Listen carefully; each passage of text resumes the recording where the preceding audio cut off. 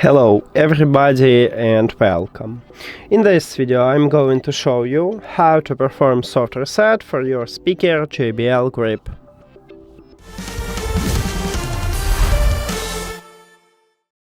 To perform a soft reset, firstly we should turn off the speaker. So at the top we have power button. To turn off your speaker, press one time at the power button. We just turn off it, and the speaker disconnect from the phone. Then you should turn on your speaker, so press and hold at the single press at the power button,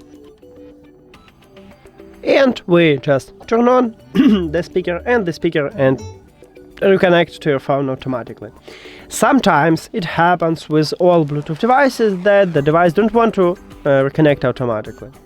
So if you have this problem, just go to the settings, then Bluetooth or connected devices, and then tap at your speaker at the device list. With this method, with the soft reset, you can fix a lot of small and sometimes big troubles with your speaker. So that's it. Thank you for watching this video. If you found it helpful, please consider subscribing to the channel and leave the like on the video. See you later!